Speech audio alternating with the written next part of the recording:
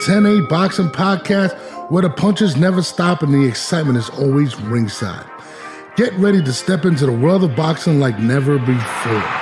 Join us as we dive deep into the stories, strategies, and showdowns that make boxing the ultimate sport of champions.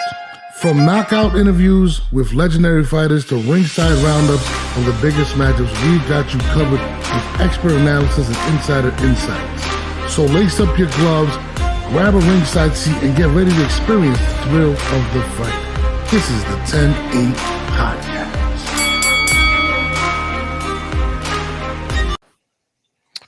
What's good? It's your boy Norbs, and this is the 10-8 Podcast, and I got a special co-host with me today. I'm going to bring him on. My man, Marko and I.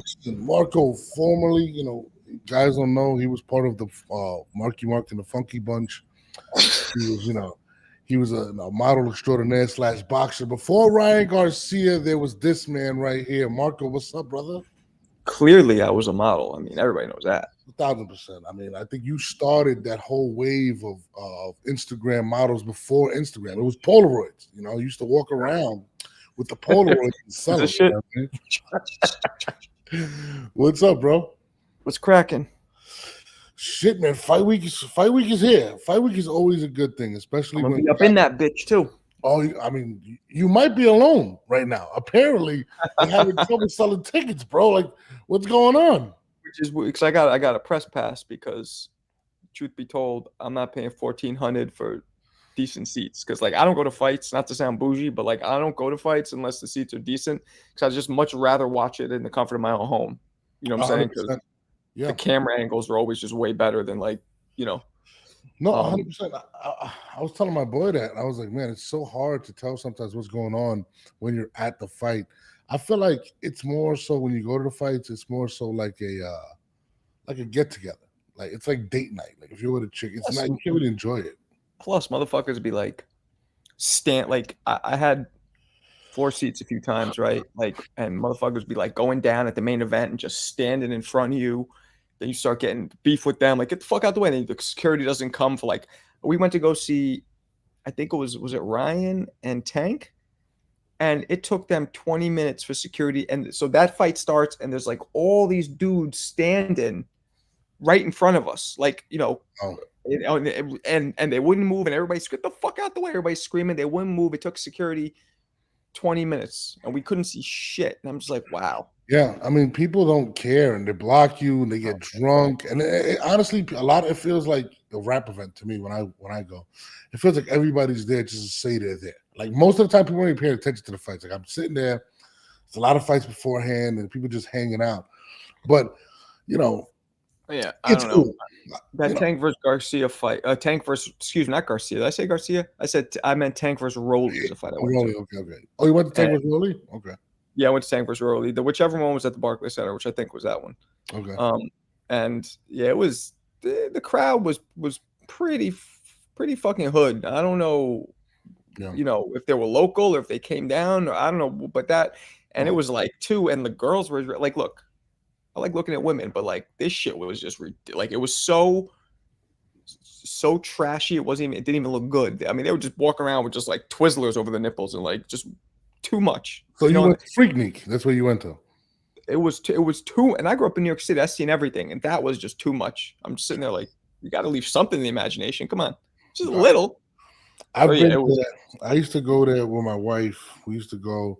I used to get tickets all the time, but I would usually sit in the like the booths, like the I hate being around a bunch of people. People get drunk. It's fights. Everybody, and you're right. It is very hood because a lot of people have their entourages there. There's a lot of tickets given out. It is kind of like it's not like going to a basketball game or an NFL. Fights always break out at boxing matches, but fights don't always break out in basketball games. Shout out to David Flat Sparks for getting suspended from the Barclays Center for the fight with Hasim Rahman. You remember that one? That was sad for me because I came up, and I don't know if you know this, but I came up in the amateurs with Hasim's father, Hasim Sr. Okay. Mm-hmm. We were amateurs together. We both lived at Kevin Rooney's house. I lived with the dude. We were in camp together. We were all in the stable of Kevin Rooney fighters. So that's like my boxing brother. And so I've known Rock Jr. since he was a baby. Like I met him when he was probably 2 years old. I remember him I remember going up there to stayed with Hassim, and he was literally in diapers, like 2 years old. So he's my man. Now, obviously, Flat is also my man. And that night, Flat actually came to my spot. You know that I own a business right around there, Oh, I right? don't know that. I don't know that. I own a comedy club right around the Barclays Center. Oh, get out! I didn't know that. Yeah, like literally like a 5-minute walk, like right there. And I had Zab through an after party at my spot after the Rolly tank fight, and Flat came in and he was looking kind of like his mind was somewhere else, and I didn't know later to what happened. Hassim didn't end up showing up because he was supposed to come too, Junior. They didn't know that, but so the whole thing, yeah. So anyway, I felt bad. It was crazy because it was all over like internet talk. Like it was stupid. Like I'm like, dude, like who cares, bro? Like Yeah. Flat's my guy. That's my guy. I think we got to be careful because these things can escalate to people dying very easily. I was there. I was there with the fight when 6ix9ine was in there, and he ended up shooting inside of the Barclays Center. I think it was I forgot what fight it was, but he was there. Oh, it was Adrian Broner. Huh? Tekashi 6ix9ine was in there. Yeah, he showed up. Adrian, man, he went to go support Adrian Broner, and he got there, and yeah, pretty much he got there. It didn't last long. They threw him out. I was in the Barclays Center, and when the shots went off and people were talking about it, it was crazy. But yeah, it was crazy.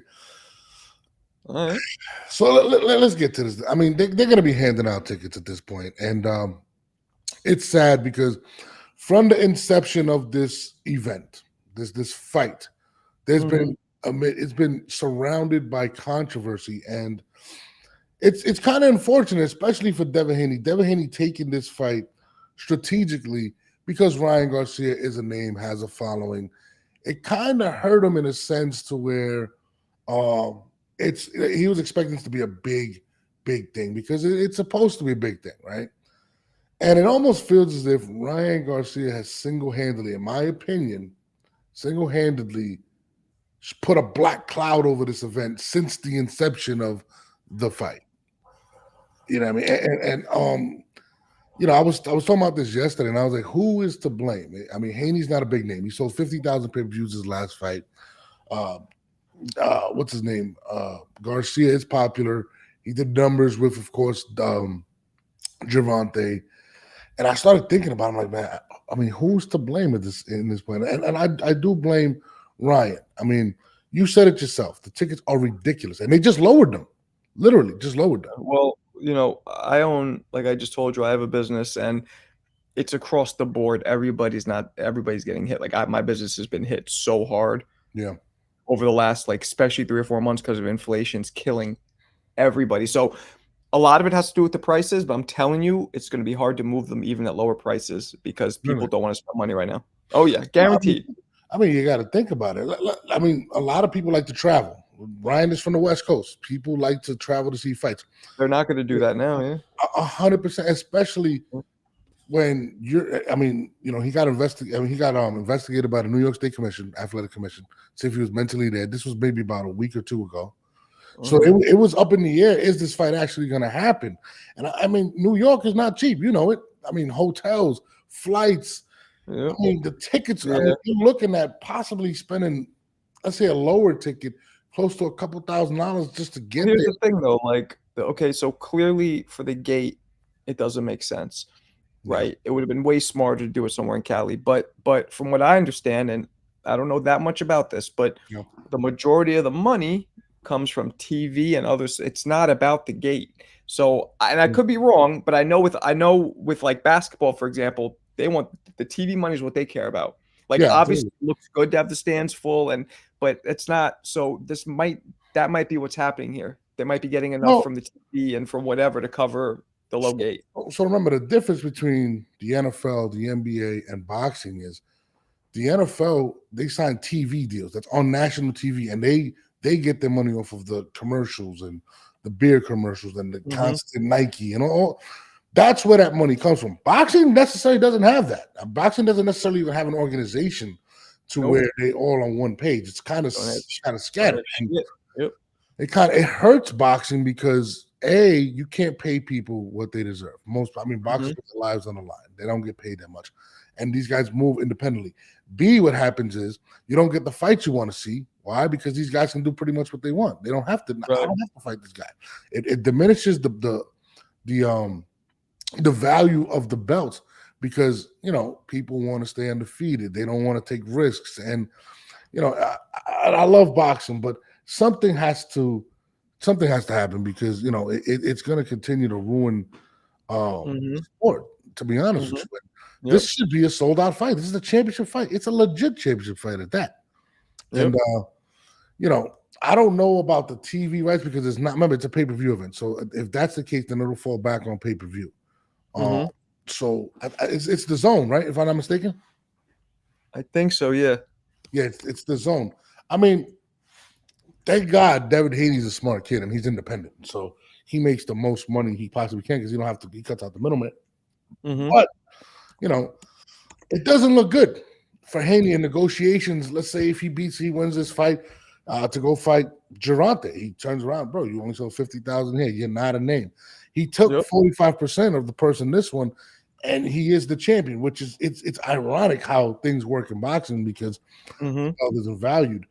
How do you feel? Who do you blame actually for the ticket sales at this point? In terms of the fight not selling because it's what I said, man. It's not even what I blame. I know it. Like it's close because I have a business that's literally a couple buildings away. It's inflation. Really? It's absolutely inflation. Absolutely inflation. There's nothing making it this bad. Granted, it would sell a little better or maybe a lot better. Let me rephrase. It would have sold more quickly in Cali, but I bet you it would have sold out in both places if it wasn't for inflation.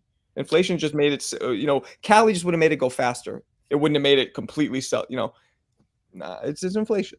I see it across the board. The Barclays Center holds 19,000. There is a lot of seats available. A lot. And how many are available, by the way? When did you look last? I looked yesterday. I was going through section. What would you say? Half? This section. What's left? Half? I would say about half. I was going through each section.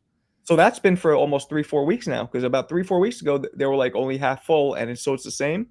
And listen, if they're saying it was half full, that means it was less because they have to kind of up it a little. They don't want to make it look like I guess so. So it's rough right now, man. I mean, I've been to the Barclays Center. I know how they rock. Whenever a fight's not sold out, they're gonna black out a part of the section. They'll just move everybody around. Right? But it just, it doesn't look good for that fight because one, and it's kind of weird too. They're both West Coast fighters. I mean, Devin's from Oakland. This guy's from Cali. I mean, I feel like this fight was doomed in regards to that aspect. But it's still fight weekend. I'm still excited. I mean, has your opinion changed on the fight of what you think is going to happen? No. Still got Devin dominating. I mean, don't you? I do. I got Devin winning the fight, but I will say this. This is my thing, Marco, in regards to this fight. I think Ryan is talented enough to win the fight in regards to he's a bigger puncher. He doesn't really respect the Haney's power. I think that's a positive for Ryan because when he fought Gervonta, he looked stiff. He didn't look confident. He looked drained. He did not want to mix it with him. In this fight, he looks big. He looks like a big dude. I don't know if you've seen Ryan does, yeah. Ryan looks really big. He looks healthy. The only thing to me is his mindset. And he has no fear of Devin Haney hurting him. Like he's fought him before. He knows what it feels like. And I feel like that is the biggest knock on Devin Haney. How are you going to keep this man off you? And I think Ryan is going to be super aggressive, especially early in this fight. And I think that bodes well for him because he is the bigger puncher. He is fast, and he's going to go in there heavy. They're both going to go in there pretty heavy. So I still got Haney winning it, but I can't sit there and tell you I'm 100% confident at this point. Yeah, I think Haney is going to outbox him. Here's what I think's going to happen. I think the fight's going to start, and Ryan is going to try and jump on him. Yeah. Right? I think he's going to try and – oh, sorry, I lost you. Okay. I think he's going to try and jump on him, and throw fast, hard shots. I think Devin Haney is going to quickly check him and let him know that it's not going to be that easy. Maybe catch him coming in, do something to make him slow his roll.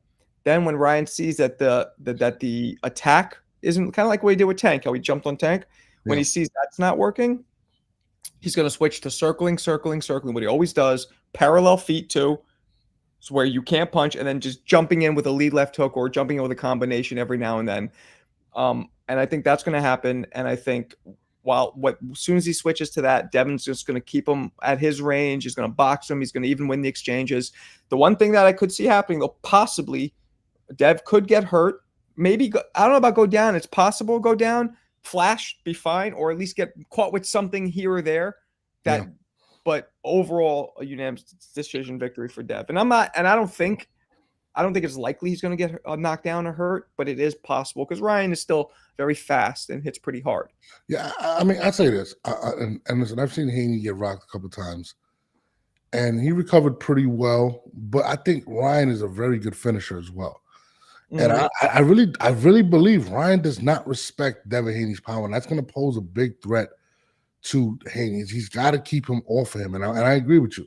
Now, the difference, what you said with Gervonta is Gervonta caught him early coming in, but he made him respect. It's a different punch. It's a different type of caliber shot. So I don't believe. And Ryan, he was in there fighting. Even when he'll throw, he'll hold him real quick because he knew he could punch.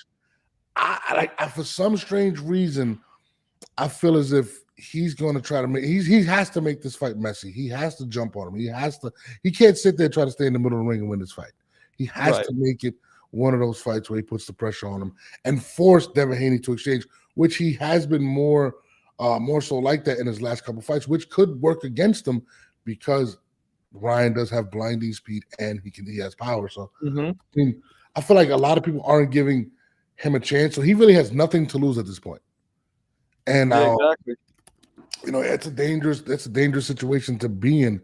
I've seen people say that Haney's going to stop him. I'm like, I don't know the last time Haney stopped anyone, to be honest with you. I mean, do you remember? I can't even tell you. No, he didn't. He hasn't stopped anybody, but he did hurt Regis, right? So Devin's about timing. He doesn't have obviously he's not known for being a hard puncher, but Devin might carried a little weight up, a little power up as he's gone up in weight, but he has excellent timing. And the punches, the old saying, the ones you don't see are the ones that hurt you. Yeah, I mean, I don't think he actually hurt. I think he put him on his floor. I don't think he hurt him. Progress. I think Progress. No, he didn't hurt him, but he still dropped him.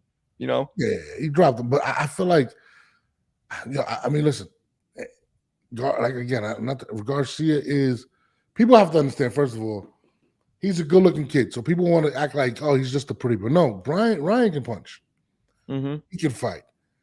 His biggest obstacle to me is his mental. The whole thing about pulling out the Douce the other day and all this crazy stuff he's doing. Some people think it's just him trolling. I don't believe so, but he does look good going into the fight. I'm not gonna lie. I want to see what him and Derrick James have planned, but I mean, Derrick James kind of showed his hand and was kind of like he's gonna be on attack mode in that fight, and I want to see how Devin Haney handles that. But I still got Haney because I trust Haney more. I think Haney's more disciplined. You know what I mean? Right. But I mean, I think it's gonna be a good fight. I hope it's not a boring fight. To be honest with you, it might be. It might be. You might have Devin doing what he does, which can be a little lackluster sometimes, although efficient and technically sound. Lackluster, and then Ryan has this habit. Remember, I said this. He circles, just tries to explode for a couple shots or one shot, and then just circles. See, the reason I don't believe Devin can sit there and just I feel like he's trying to come out with an approach where he's a little more exciting because he wants to get the big fights. He wants to get the money. He doesn't want to fall into what Shakur Stevenson is falling into, where he can't get the big fights and it's easily avoidable. So I think he wants to fight. I think he wants to. Now, that's going to be the most dangerous situation for him. But engaging with Ryan is dangerous. So if it is a boring fight, we know what happened. Devin Haney just went 12 rounds and just stuck behind his jab and controlled the fight. That's what happened. Yep. Yep, that's what's gonna happen. Did you watch the Jared Anderson fight this weekend? I did. And when did you wake up? I'm still sleeping. No, I put, Jared had something to do with this too. Nobody talks about him. They think it was all the other guy, and it was mostly the other guy. Yeah. But Jared wasn't taking chances. No, it was really bad. Now, Timothy Bradley said something in the fight, and usually doesn't say much good things, but he said something that really caught my ear. Right, and it was basically he said that the UFC has a rule in the UFC that if a fighter is not engaging, he will get deducted. I heard that. Yeah. Right? Now I haven't heard anybody talk about that, and it kind of stuck to me. I'm like, why isn't it that boxing isn't having these yearly meetings like the NFL every year has meetings Because to try it's not a corporate. There's not one governing body that rules it. And that's a problem. But this is why we're losing fans. If you're a casual fan and you watch Jared Anderson versus I don't even know the guy's name, you're never gonna watch boxing again. It was absolute dog shit. Yeah, I mean, it's always boxing's always been this way. And yeah, maybe the Saudis will create something that people maybe there's more rules that are actually enforced and followed. Do you think that they can create a rule where it's if you're not engaging, you'll be deducted points? In fact, if you keep getting deducted, you'll just disqualify you because you're not willing to engage. Because a lot of these fights, guys are. Here's the way it works, though, man. Here's the way it works. I'm listening. Every single state has its own athletic commission, which determines the only legality, the only legal thing binding in any boxing match, professional boxing match, is whatever the state athletic commission puts forward that's sanctioning it. There's Associated Boxing Commission of Boxing's ABC. They have a bunch of suggested ways to judge fights and suggested things, but nothing is legal. The only thing legal that needs to be followed is the New York State Athletic Commission. They don't even enforce half of their shit. So they not really, they can be bought off like, they don't. So, and I've been, I fought and I've been to the New York State Athletic Commission. Granted, it was 24 years ago, but I was there. Yeah. You're from here. You know what it's like. You know what city employees are like in New York City. Do they give a fuck about anything? No, I've been to get my driver's license. Absolute shit. Yeah. And I'm sure you've been to other. Right. So it's a building full of city employees who are underpaid, who don't really care, don't know boxing because it's an athletic state. It's a state athletic commission. They govern wrestling, boxing, a few other things. They don't know boxing specifically. They don't care. And it was one guy who ran it. And it was like his secretary, so to speak, his administrative assistant. That's it. That was it then. So I can't imagine. I can't imagine. It's much more. They might add a couple. I remember there's one or two other people in the office, but the point was, it was a very small. I went in there. I'm like, oh, this is it. It was a small operation. It was in one of those buildings all the way downtown, in the financial district. You know what I'm saying? That's what it was. So nobody has rules. There's no rules in boxing. There's no judging that says judges need to do this. So there's no criteria. There is no criteria. There is a suggested criteria by the ABC Commission. Shit. But there's no criteria handed. Referees might go and get and I'm not even sure they do this, but I think they do. They get certified to become referees. Okay. But there's nobody that watches them and says, wait a second, this guy's glove touched the ground. That should be a 10-8 round. You missed it. Well, I missed it. Okay, fine. You missed it. Judging. Nobody goes to the judges and say, hey, you got to judge this based on how many punches. There's no criteria for judging. There's nowhere that says, there's basic criteria, but nobody enforces it. There's nobody that'll go to a judge and be like, yo, this person didn't land one punch in the round. The other person landed 50, and you gave it to the person who didn't land one punch. You can't do that. So they can't even be challenged. But you get what I'm saying? Yeah. That's illegal. Another one just happened that's literally illegal. Oh, here we go. When Ryan fought Tank and Tank dropped Ryan the first time he dropped him before he knocked him out. One judge had that a 10-10 round. That is literally illegal. No 10-8 way. mandatory. The word mandatory means you have to do it. No And way. nobody came to that judge and said, no, this needs to be, at very least, they should have officially changed that round to be a 10-8. At very least. Now, there's parts where you can argue to have a 10-9 round if the person who gets dropped comes back and kicks the fuck out of the guy. Yeah. But that didn't happen. So this is what I'm saying to you. Nothing's enforced. You have suggested rules, but there's nobody enforcing it. And there's also no Bible, no constitution saying this is what needs to be done. It's whatever that state does. That is absolutely mind-blowing. And this is why. I just watched the fight. I forgot it was last week. It was a good fight. Somebody got robbed. Oh, Lemos, whatever his name is. And there was a judge that had it like 117 to, and I'm like, dude, like it was a really close fight. And so you're telling me there's nobody to hold their feet to the fire? Like these judges. I have heard. I got into this with I do the boxing voice. You know, you watch the boxing voice? Yeah. Okay, so I got in this with Ness, and Ness was saying, well, I've heard of a couple judges who were either investigated or banned, or he said something like that. And I don't know about that, so I couldn't challenge him. But I do know that if that happened, and I believe him, I don't think he's lying, it's very rare. I mean, it's very rare. I see Dave Moretti, and I see the same guys pretty much all the time. Like, you know, it's very rare, and it sure as hell isn't most of the time. Even if it's half the time, that's not enough. No, it has to be all the time, or at bare minimum most of the time. Listen, there's so many bad decisions, right? Like, and I'm talking about some scores that don't make any sense. That it makes sense what you're saying, that nobody's getting. There's no, like, it almost feels like it's the 1920s, 1930s, and we're at prohibition where you could buy people off. Like, this is crazy. You watch NBA, right? You watch basketball? Mm-hmm. Okay, it's like if somebody hits a three, but his foot is clearly on the line. No replay. The ref goes, nope, that's a three, and nobody says anything. There's no instant replay in boxing. We can't challenge stuff if the guy. I think there might be, but so the instant replay might, but it's like the refereeing is a little more cut and dry. There's more rules defined for reffing, but for judging. Okay, I got you. Because the reffing is a little more at their discretion, and I think there are rules more defined. Still, though, the only person who can enforce that is that state athletic commission.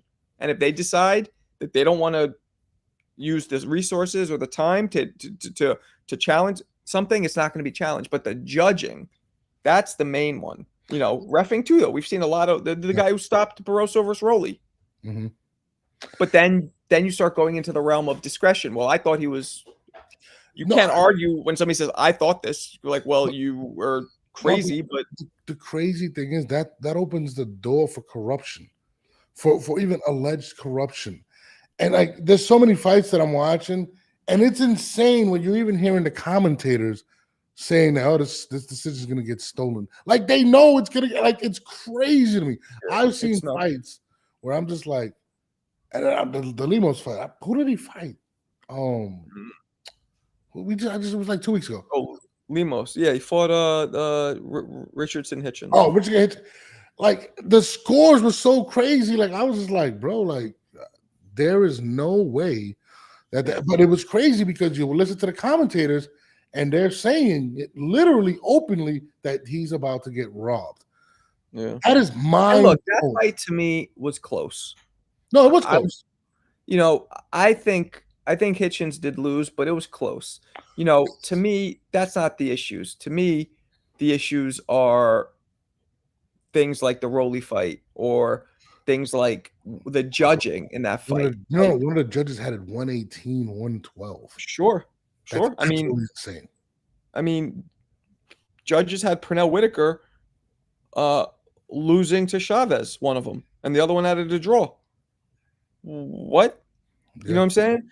So, and by the way, CompuBox. Do you know what CompuBox is? I'm listening. Tell me, please explain. You know what it is? It's supposed to be an output of punches, of jabs. Do you know how do you know how this is recorded and measured? Oh my God! Please tell me. I need to know this. How, Marco? You ever go into a club and the guy goes, "Go in." There is one person, maybe has to be one. I think it's just one, but it's somebody sitting there in real time going, "That landed. I think that landed. That didn't." That's what it is. They don't stop. They don't rewind. They don't zoom. They don't slow motion it in case they're at a bad. We all know that in boxing, if you don't zoom in or change the angle, you're not seeing if a punch landed or not. You just don't see it. Yeah, yeah. That's what CompuBox is. But So CompuBox then you go isn't into used the to judging, and the judging is like, well, it's how many punches landed, how many didn't land. Then you go into, yeah, but CompuBox said this. How many times have we seen a fight where CompuBox says somebody landed and we're like, no, we didn't? No, yeah, 100%. Yeah, 100%. So these are all these issues compiled. So I mean, so the NFL is the shield. There's one NFL, right? They have owners that for different teams that come in and make the rules. Why can't these promotional companies or all these commissions come together and establish one universal set of rules? It doesn't make sense, and it corrupts the sport. You're losing money because people don't believe in boxing anymore. Because everybody, if it changes from the way it is now, people are going to have to start splitting money more ways. So Golden Boy, instead of having a whole fight on their own, or maybe splitting it with one other person with Top Rank, now they're going to have to split it 20 ways because you're going to have to incorporate all these motherfuckers out there who have all these different promotion company. Yeah. They don't want to do that. And they have less control. And the problem is they're accustomed to control. There is no way you're going to get everybody to go all in. What you're going to do, possibly, is get somebody like Turkey Al Sheikh to put together stuff and have enough money to shut the fuck up all these other people and promoters and diva fighters who want so much money. But I mean, mark my word, that's not, it's not going to live long. This Turkey Al Sheikh thing. Correct me if I'm wrong, right? I was talking to this guy. His name was Carlos. He's in Atlanta, and he was telling me even to become a professional fighter, all you need is to fill out this paperwork and do a physical, and you become a pro fighter. It depends what state you're in. When I turned pro, now again, 6 years ago, they had to know you. You had to have either amateur experience or they had to know who you were. And in New York, people who were in, like, I knew the head of the New York State Athletic Commission actually had trained me. So they have to know you back then. Each state is different. That's a problem. It's all about the state you're licensed in. But once you're licensed in one state, you could most likely fight in every state. It's almost like a driver's license. It's valid everywhere. So New York wasn't like that, but it might be now. But yes, I would not be surprised. I know for a fact other states, anybody could fight. Anybody. So saying you're a pro. I went to a fight, and you know, everybody thinks when they hear fights, it's like Devin Haney, Garcia. Most of the fights that are put together are not like that. It's a lot of whatever. And I seen guys that were boxing. I'm like, there's no way he's a pro. Like, how did he just get a license? And it literally was like blood sport, just guys getting destroyed. And I'm like, bro, somebody's gonna throw in the towel. This kid's gonna die in here. And it made me feel like, where's the regulation? And you're telling me there's no regulation for judges. There's no criteria. There's no way. I mean, I heard you could challenge decisions. I believe that's BS. I've never heard of one decision that has been overturned for anything besides positive drug or steroid test. Never. And maybe it's happened, but if it's a fraction of a percent if it's happened of all the fights that have ever took place. I mean, it's very, and even the belt sanctioning stuff, that really irritates me. And not to shit on Edgar Berlanga, right? No disrespect to that man. But he just came off of a year suspension for biting someone. That motherfucker. Oh my God. Beats some Irish guy, I don't know who the fuck he is, right? And becomes the #1 contender for the WBA. And it was just like, how is that even possible? And Ngannou became ranked top 10 after having one pro fight. I mean, how is this possible? It points all to money. It's all money. And I don't know, man. It's embarrassing. It's somebody's going to get hurt behind this type of stuff. And it takes away from how beautiful the sport can actually be. And I think this is why a lot of people favor UFC. Because it seems like it's more okay. Number one fights number two. The sport is a money loser now. What sport? Boxing. Yeah, because the gates the gates are very erratic. You don't know what you're gonna get. Yeah. Streaming has destroyed the pay-per-view buys, Yeah. and it used to be where pay-per-view was good, but being featured on HBO was just as dope and considered just as prestigious. Those networks all folded. Mm-hmm. Why? Because these fighters want way too much money. Mm-hmm. Not enough people show up. Not enough people. The networks aren't paying anymore because nobody's watching enough. Yeah.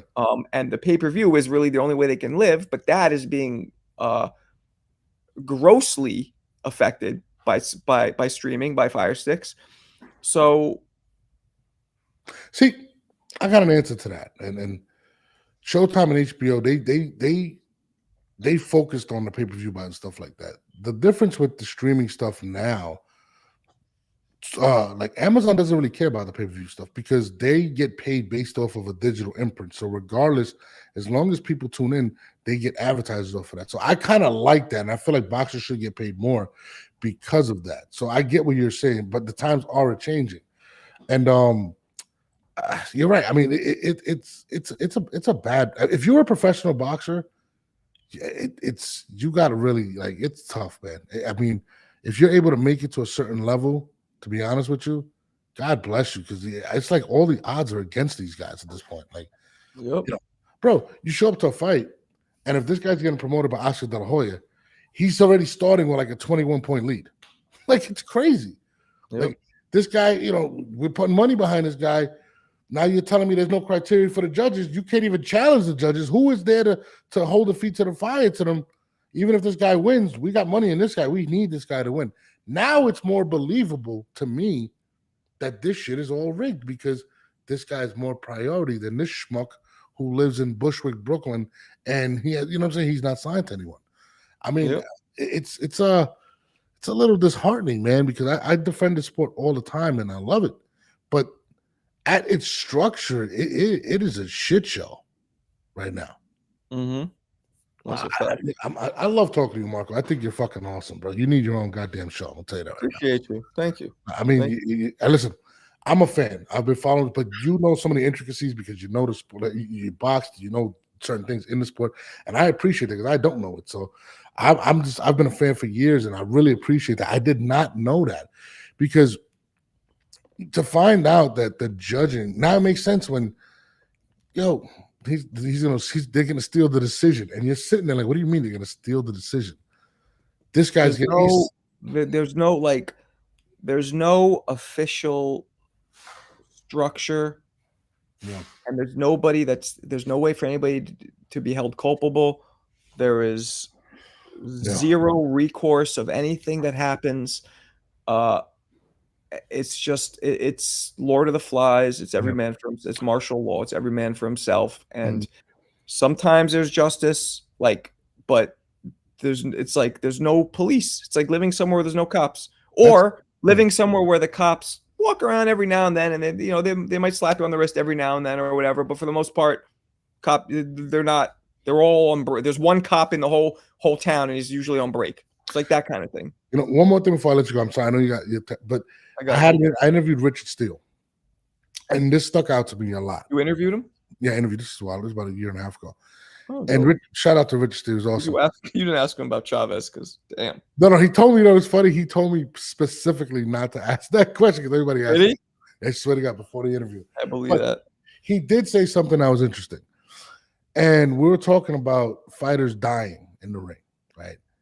And he said something along the lines of, a lot of these guys are sparring and they're getting injured at sparring, and there's nobody really to report these injuries. So some of these guys are already showing up with head trauma to these fights, and now you're fighting a professional fight, no headgear or nothing, and they're pretty much injured. It's like having a broken leg and showing up to a race. Your head is messed up, and you had a concussion a couple of days ago, and you're boxing. And he was telling me this is how some of these guys are dying, and there's no one to actually regulate that. How is that actually possible in the sport that we've lost probably in the last 10 years over 20 fighters? Man, No answer for that, huh? I don't know. I mean, I don't know. dude, that's pretty disgusting, bro. I'm not gonna lie to you, because, and this is coming from a Hall of Fame, and I couldn't believe it. I thought doctors are supposed to check you weeks before, your trainers, because he was saying that your trainers are supposed to report this stuff and they're supposed to take care of your fighter, but these guys aren't getting paid a lot, so they're just like, yo, I need this check. Yo, let's put this guy in there, regardless he had a concussion 3-4 days ago. I mean, Exactly. boxing. I mean, I pray for these guys. I hope there's something that some type of organization that can get together and fix the sport, because this is a great sport, man. And it's just sad that there's too many deficiencies in such a legendary sport. Hell yeah, that's a fact. Well, Marco, man, I love talking to you. I want to let you Yeah, go. man. You are Anytime. the most handsome. You are the most handsome commentator in the game. All right, I'm going to tell you that right now. I love. How much do I owe you for that? No. Hey, listen, when I go to the comedy clubs, let me know. Give me a drink. Gotcha. But I definitely rock with you, man. We're gonna be in contact again. Let's make it happen, brother. Appreciate you. All right, bro. Peace. That was my guy Marco. The guy's awesome. He's like a fucking encyclopedia for boxing. Man, listen, boxing has so many different things that just don't make sense, man. And I love the sport of boxing, but you know, when you start peeling the layers back, you start seeing the things that are wrong with boxing. And to be honest with you, it's very sad, because it's such a great sport. So many great things have come out of the sport. So many great people. So many great moments. So many legendary moments. And you know, guys, how do we make this better? How do we make it to where these boxers? Listen, I know a lot of boxers don't even have money. They're working 9 to 5 to doing all this stuff, and they're not even getting proper treatment. A boxer once told me, this is a fact, that their own insurance was better than the insurance that the boxing commissions were actually having for them. That is absolutely insane. These guys are literally putting their lives on the line, and they are getting shit in return, because most of them don't get paid anything. There's maybe a 3% clip of guys that are getting paid a lot.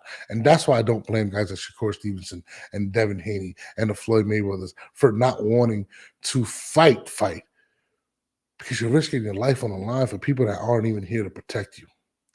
And I think that, my man, is absolutely insane. So on that note, it's your boy Norm. This is the 10A podcast. We try to get deep as possible. I love you. Us tune in. Make sure you hit the notification button, subscribe, and share the link. Hit the like button. It don't hurt. It's free. I'm not charging you. Hit the like button. Let's get us in the algorithm. Let's take over. Trying to be the #1 show. It's your boy. And somebody called me right when I had to do this. Ah, Jesus.